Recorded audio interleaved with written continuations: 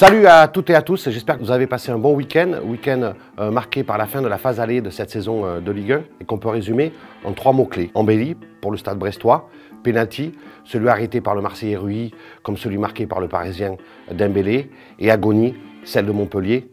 Bienvenue dans le débrief du lundi, c'est parti.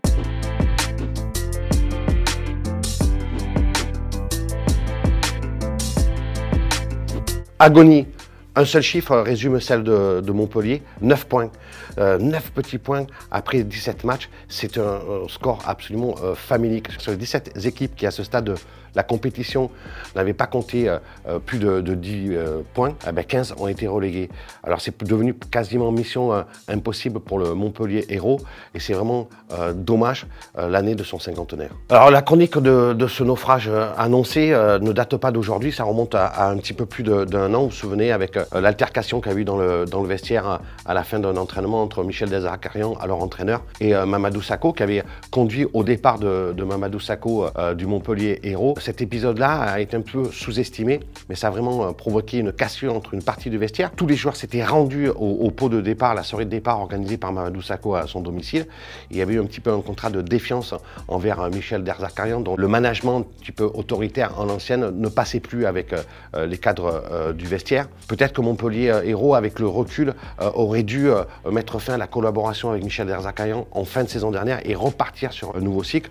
Au lieu de cela, ils ont commencé comme ils avaient terminé la saison, Caen. Ils ont accusé énormément de retard. On voit aujourd'hui qu'il y a énormément de nervosité dans cette équipe. Il y a encore eu 2 expulsés face à Angers. C'était un match pas de la dernière chance pour Jean-Louis Gasset, le successeur de Michel Derzakarian sur le banc du Montpellier, mais pratiquement on voit mal aujourd'hui, après les défaites concédées à Saint-Etienne, les défaites concédées devant Angers, qui sont des adversaires directs, comment le Montpellier héros va avoir les ressources nécessaires pour repartir de l'avant, sachant que le mercato est en cours et que Montpellier aussi dans la coulisse est en difficulté, il a besoin de vendre, et que des joueurs forts, je pense notamment à Joris Chota, pourraient quitter le club d'ici la fin de ce mercato de janvier. Il faut espérer quand même que ce malin Jean-Louis Gasset arrive enfin à fédérer les énergies positives autour de lui et fasse arriver quelques joueurs comme il sait si bien le faire par le passé. Mais aujourd'hui, malheureusement pour le Montpellier héros, c'est un club qui est à l'agonie.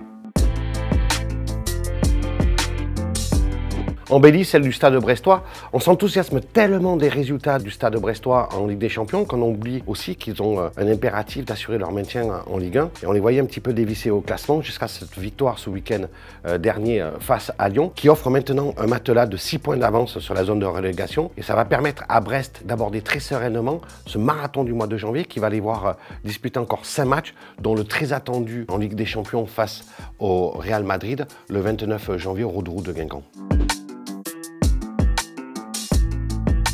On parle beaucoup des performances de Mason Greenwood ou d'Adrien Rabiot avec Marseille, à raison. Il ne faut toutefois pas oublier une chose, une équipe réussit rarement une bonne saison sans un bon gardien. Or, Marseille compte de nouveau un nouveau et très bon gardien avec Geronimo Rui. En arrêtant son 3e pénalty de la saison sur 3 tentatives, il a grandement contribué à la victoire de Marseille à Rennes. En parlant de pénalty, Ousmane Dembélé, auteur des 2 buts du Paris Saint-Germain face à Saint-Etienne dimanche soir, c'est aussi illustré dans cet exercice. Au moment où Bradley Barcola marque un petit peu le pas, l'efficacité et la constance devant le but enfin trouvées par Dembélé est de bon augure. C'est vraiment une très bonne nouvelle pour le Paris Saint-Germain, à une semaine de devoir disputer un match capital dans la qualification pour la phase à élimination directe de la Ligue des Champions face à Manchester City.